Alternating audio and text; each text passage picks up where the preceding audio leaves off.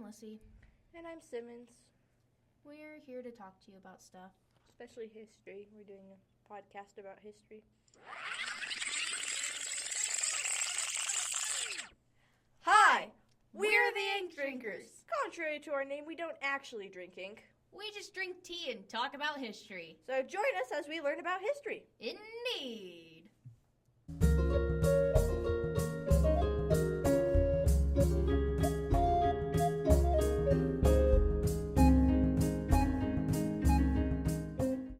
Hello there. Hello. It's Lissie. And it is Simmons. And we are the Ink Drinker Historians. Yes, we are. We are back for another episode of, hold up, let me get this right, 12 Doors, the Six Tudor Monarchs. This is episode 2. Mm-hmm. And as we talked about last episode, we mentioned Henry VII. Mm-hmm. So in this episode, we are talking about Henry VIII. Naturally. Line of succession and all that. Oh, yes. So, Henry VIII.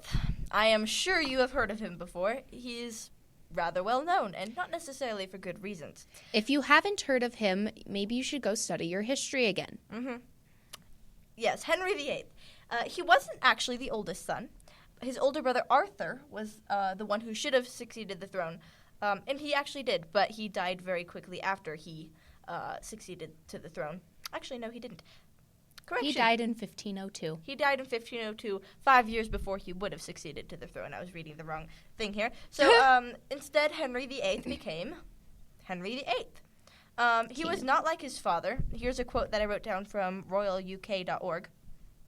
No, royal.uk.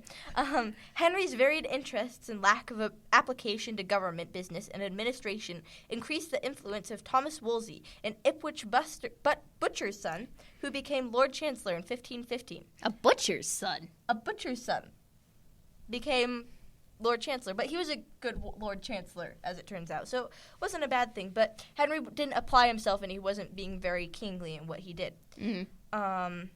Henry VIII, you probably know him for having a pattern with marriages. In 1509, he married Arthur, his brother's widow, Catherine, and they had one child, a girl, Mary. Now, she was born in 1516. Now, did he want a daughter? No, he did not want a daughter. Henry wanted a son because a son is going to succeed him on the throne, you know. He wants a male heir. Mm-hmm. He wants a male heir. And he did not get that with Catherine. So he asked the Pope to approve an annulment of his marriage with Catherine. And the Pope refused. Yes, he did. Yeah. After a huge ordeal involving Parliament, the Pope, and the dismissal, imprisonment, and death of, what's the last name? Wolsey, the Lord Chancellor. Wolsey, the butcher's son. Mm-hmm. Henry succeeded in divorcing Catherine, and he married Anne Boleyn. I think it's Boleyn. Yeah, I'm not quite sure how to pronounce it. In 1533. This resulted in the separation of the Catholic Church and the English crown. Mm-hmm. In fact, in the Act of Supremacy in 1534, it named the king as the only supreme head of the Church of England. So yeah, it was a mess. For a long time. Well, back to his marriages, because that's, I guess, what we want to talk about. Apparently. He had hopes for a male heir still, obviously. Mm-hmm. I mean, he's a king. He wants a son to carry on his name, that sort of thing. Mm-hmm. And he was hoping to get this male heir with Anne Boleyn.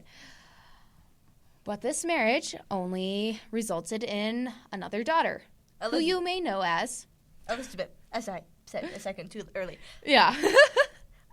So what did Henry do? He had poor Anne arrested on false charges of treason, and she was executed in 1536. Yep.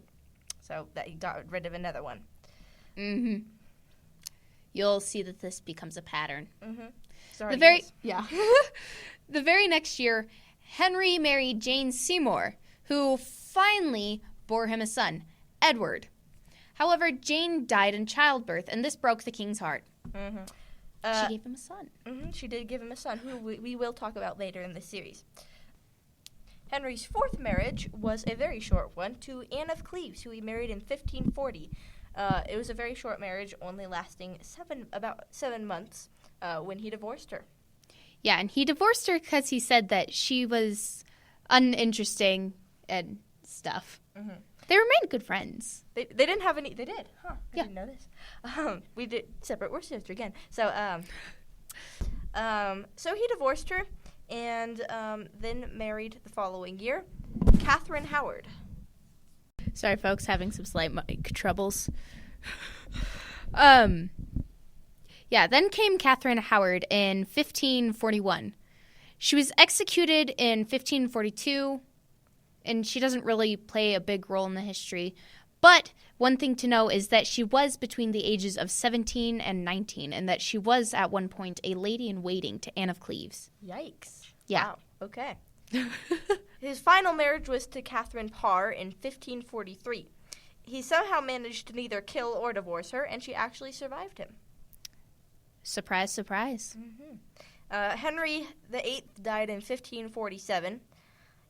He was a ruthless king. Though his actions with the church strengthened the power of the crown, they also introduced tensions throughout England between Protestants and Catholics, which was a problem that would poke its head up and continue for hundreds of years after that. Mm-hmm.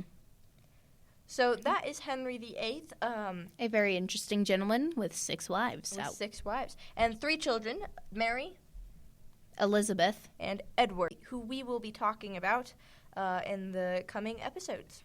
Him and Lady Jane Grey. Lady Jane Grey, yes, indeed. So stay tuned for that, ladies and gentlemen. I am Simmons. I am Lissie. Thanks for listening to the Ink Drinker Historians. We'll see you next time.